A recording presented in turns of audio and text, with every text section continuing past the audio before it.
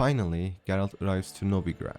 Before he gets a chance of sightseeing, the city greets him with the view of burning witches, umpires, while crowds surrounding it cheers. And there, in the middle, the person who set fire to pyres, the head of temple guard, was Manga. This needs a lot of explanation. As I briefly mentioned before, sorceresses were hunted at the time, so they were in hiding, like Keira Metz, for example. Now, Novigrad is the biggest city in the Witcher world, or at least in Northern Kingdoms. It is the capital of culture, full of music, poets, theaters, also craftsmanships of all kinds, banks, inns, factories, port. It also has the largest population. In short, it's beaming with life. Every one of these reasons are enough to make it unique. But there is something far more special about it. Novigrad is a free city, meaning it's not under reign of any king. It has its own city council and hierarchy, although it's in Redania's borders. City is protected by temple guard, who work under the Church of Eternal Fire. Manga, the guy who burned the witches, is the commander of temple guard. The free city of Novigrad actually used to mean something before the Church of Eternal Fire went rogue. It is why sorcerers, after Radovid, king of Redania, started persecuting them, flee to Novigrad just to fall out of frying pan into the fire. Temple Guard started working closely with Radovid's witch hunters, and they made it their life's mission to catch all the witches, especially sorceresses of the Lodge.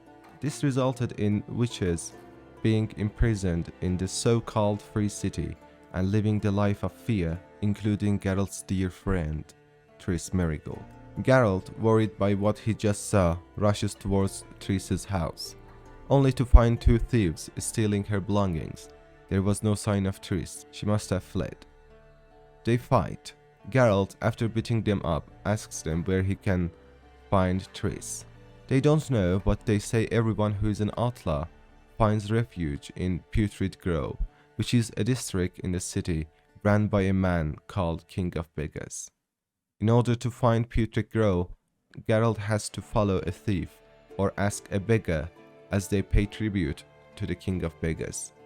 It is then that Manga himself comes in, arrests the thieves, and, over an interesting conversation with Geralt, threatens that one day he'll catch Geralt, as he is prone to break the law.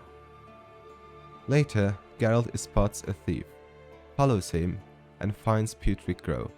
Inside, he sees Triss talking to a man none other than King of Beggars.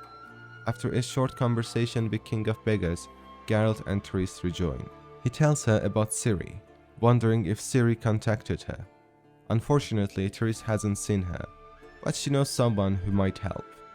An Oniromancer called Corinne Telly. Oniromancy is a type of magic used to look into past or future using dreams. Geralt goes to her, and after the ritual starts dreaming. I must ask some questions. You must answer them. It's important you're truthful. Answer from your heart. Let's begin. To start with, tell me a memory you have of this woman. What for? Do as I ask, please. I need the strongest, most complete memory you have of... Ciri. The woman's name is Ciri. It was after her time training at Kaer Morhen. After the moment when Yennefer first called Ciri her daughter. We'd been separated. I knew she was in danger. I dreamt of her multiple times. I found her at Stygga Castle. She'd gone there to free Yen and gotten herself captured in the process. They wanted to hurt her. I remember fighting side by side with Ciri on stairs slippery from blood. It was the first time she ever deflected a crossbow bolt with her sword. Told her never to try it again. These memories, they're intense. Do you wish to continue? No. Let's continue. You claim the woman has abilities. Tell me about them.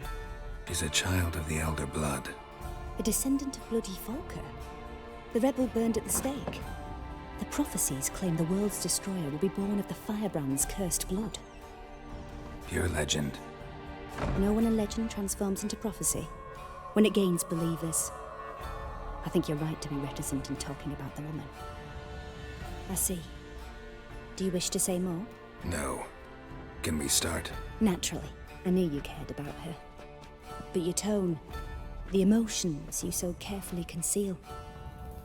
Let's continue, please. Make yourself comfortable and try to relax. You must take my hand and talk of Ciri. Tell me where you think she might be. Who could be at her side?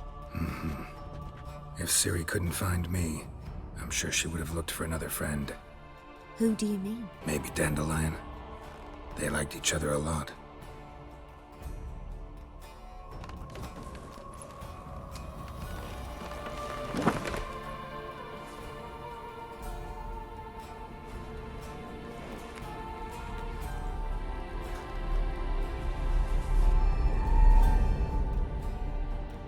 He sees Dandelion, worried and agitated.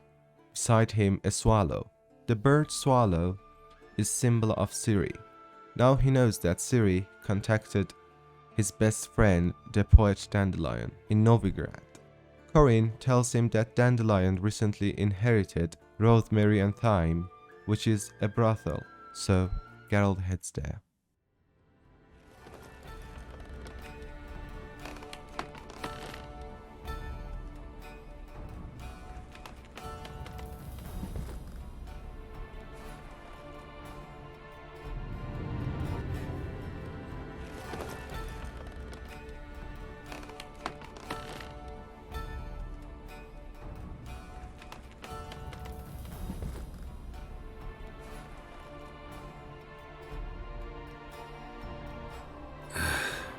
Dreamt of a swallow at first.